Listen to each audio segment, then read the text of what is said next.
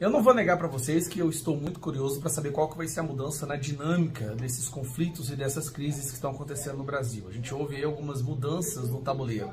Primeiro, Lula encontrando com Donald Trump e começando a articular uma possível reunião entre os dois. Eu, na minha opinião, tenho certeza que o Lula vai ser humilhado, assim como outros ditadores que se encontraram com Donald Trump foram humilhados também.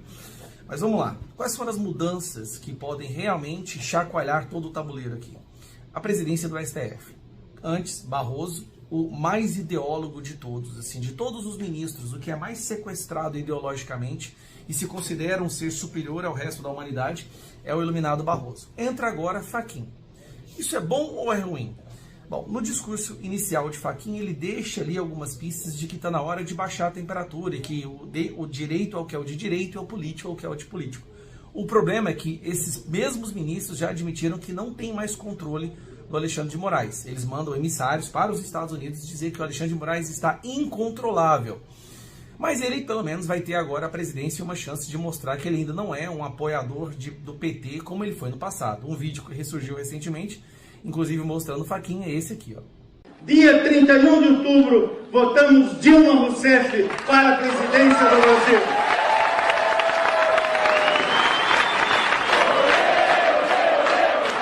Então eu não tenho esperanças muito altas de que essa nova presidência do STF vá mudar ou vá diminuir a interferência da Suprema Corte nos outros poderes ou diminuir a intensidade dessa ditadura do judiciário. Mas aí o Lula vai e disse que vai interceder por Alexandre de Moraes. Isso é uma notícia boa, eu vou te explicar por quê. Donald Trump e toda a administração do Donald Trump sabe que o Lula é um apoiador de Hamas, é um apoiador de ditador, de narcotraficante, é um corrupto, que as eleições aqui foram muito estranhas, que ele xingou Donald Trump de nazista e fascista. Então assim, ele é uma pessoa muito mal vista. E quando ele se posiciona por Alexandre de Moraes, eu te garanto, ele complica a situação do Alexandre de Moraes ainda mais. Tanto é que saiu hoje uma matéria mostrando que agora os Estados Unidos já consideram mais 2 novas pessoas para serem sancionadas. A matéria diz aqui, como vocês podem ver, Estados Unidos avalia que novas sanções a ministros do STF serão inevitáveis. Ou seja, não adianta que o Lula fale ou deixe de falar, novas sanções vão acontecer. As pessoas, os próximos alvos já são bem claros. Flávio Dino, um amigo comunista do Lula, e o outro Gilmar Mendes, que já é interpretado pelos Estados Unidos e pelo todo mundo como o grande mentor que fabricou o Dragão Moraes, esse que desrespeita a Constituição e que foi sancionado como violador de direitos humanos. Aí muitas pessoas falam, mas a Magnitsky parece que está fraca, não vai mudar nada. Bom, Alexandre de Moraes e a esposa dele mudaram o patrimônio, colocaram o patrimônio dentro da Lex, foram lá, fizeram uma nova CNPJ, abriram uma nova empresa no mesmo dia que a sanção saiu e teve o site derrubado. Depois que o site foi derrubado, eles tentaram colocar o site em uma outra hospedeira. O site foi derrubado de novo. Eu acabei de entrar agora, antes de gravar esse vídeo, e realmente o site do escritório de advocacia da Barsi Moraes e da esposa da Alexandre de Moraes também foi novamente derrubado. Ou seja, as ações agora estão sendo muito mais imediatas. Aí fica aquela pergunta. Nós estamos trabalhando aqui pela anistia. Infelizmente o relator não é um deputado federal, o relator nesse momento é o Alexandre de Moraes. Das conversas que nós temos com o relator, ele fala que tudo tem que ser conversado com o Alexandre de Moraes. Ou seja, o Alexandre de Moraes é vítima, ele é o julgador, ele é o investigador, ele é o promotor e agora ele é o relator da anistia dos crimes que ele mesmo, das condenações que ele mesmo impôs sobre crimes contra ele mesmo. Então, nunca se viu nada desse jeito na história do mundo. Mas aí fica aquela pergunta, muita gente fala, se votar, não adianta nada votar anistia total, geral e restrita se o STF vai derrubar como sendo inconstitucional.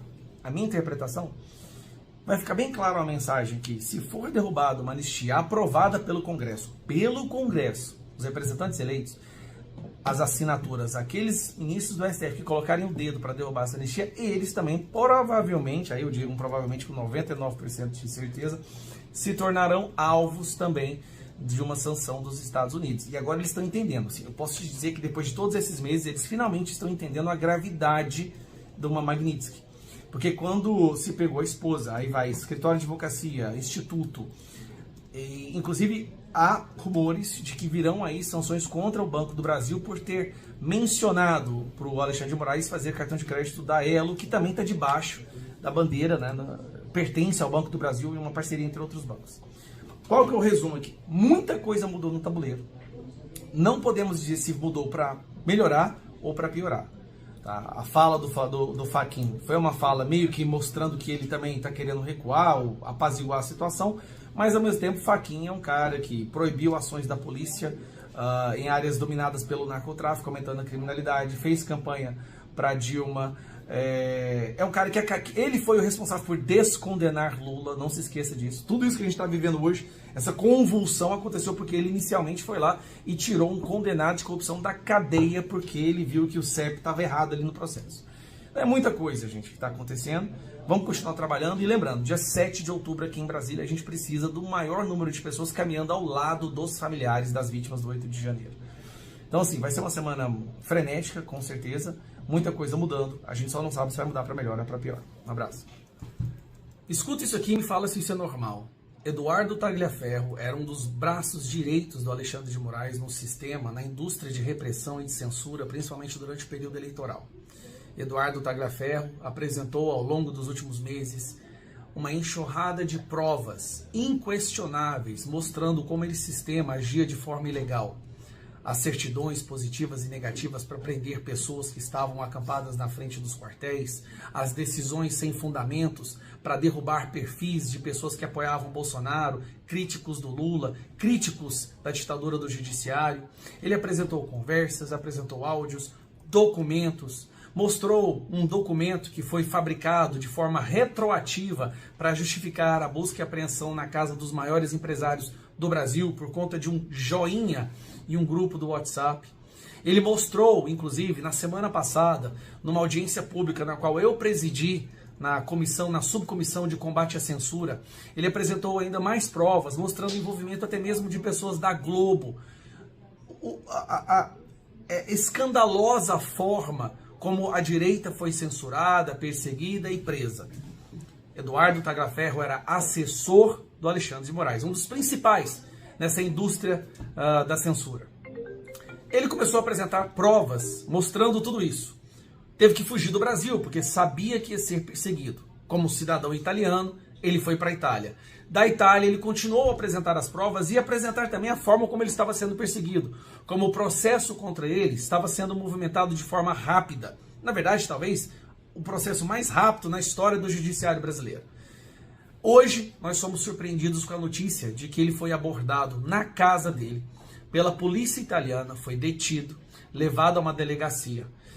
Aparentemente ele não vai ser preso, mas vai sofrer cautelares. Poderá ficar em casa, não poderá sair do seu estado. A esposa não pôde acompanhá-lo. Tudo isso porque o Alexandre de Moraes quer a extradição do Eduardo Tagliaferro. E qual é o crime que Eduardo Tagliaferro cometeu de acordo com o Alexandre de Moraes e a PGR? Ele quebrou o sigilo interno da instituição. Peraí, ele está denunciando um crime. Quer dizer que uma pessoa que trabalha em alguma das instituições do Brasil, no judiciário, e descobre que alguém está cometendo um crime, ela não pode denunciar, o que também é um crime de prevaricação, porque se ela denunciar, ela estaria cometendo um crime de quebra de sigilo? A situação a qual nós estamos vivendo é muito pior do que você imagina.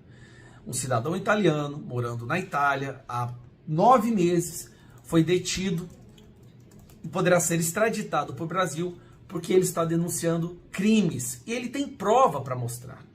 Ele tem as provas, não é uma pessoa que está fazendo fake news, não. Ele tem provas mostrando tudo que ele está fazendo.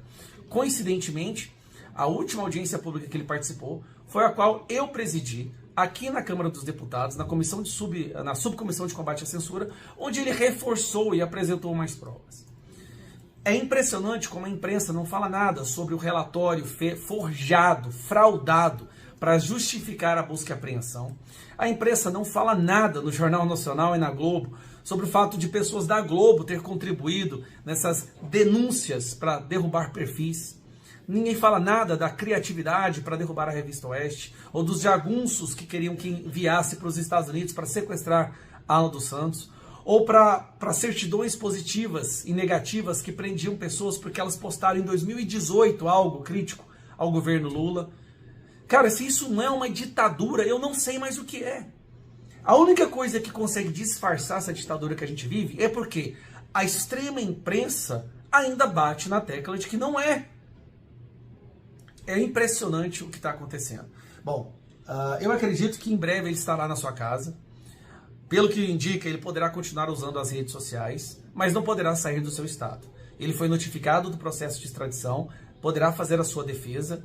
Espero que a justiça na Itália não tenha sido corrompida, destruída, como é a justiça aqui no Brasil.